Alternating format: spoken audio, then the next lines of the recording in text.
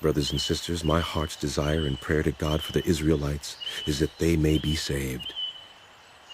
For I can testify about them that they are zealous for God, but their zeal is not based on knowledge. Since they did not know the righteousness of God and sought to establish their own, they did not submit to God's righteousness. Christ is the culmination of the law, so that there may be righteousness for everyone who believes. Moses writes this about the righteousness that is by the law: whoever does these things will live by them.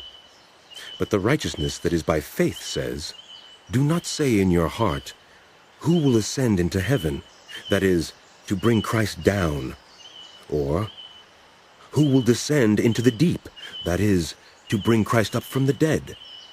But what does it say? The word is near you. It is in your mouth and in your heart. That is the message concerning faith that we proclaim. If you declare with your mouth Jesus is Lord and believe in your heart that God raised him from the dead, you will be saved. For it is with your heart that you believe and are justified, and it is with your mouth that you profess your faith and are saved. As Scripture says, anyone who believes in him will never be put to shame. For there is no difference between Jew and Gentile. The same Lord is Lord of all and richly blesses all who call on him. For everyone who calls on the name of the Lord will be saved. How then? Can they call on the one they have not believed in? And how can they believe in the one of whom they have not heard? And how can they hear without someone preaching to them? And how can anyone preach unless they are sent? As it is written, how beautiful are the feet of those who bring good news!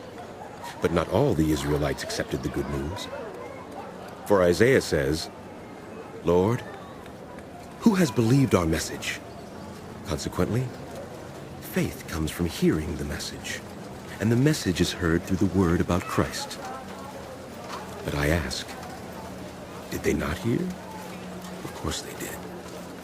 Their voice has gone out into all the earth, their words to the ends of the world. Again I ask, did Israel not understand? First, Moses says, I will make you envious by those who are not a nation. I will make you angry by a nation that has no understanding. And Isaiah boldly says, I was found by those who did not seek me. I revealed myself to those who did not ask for me.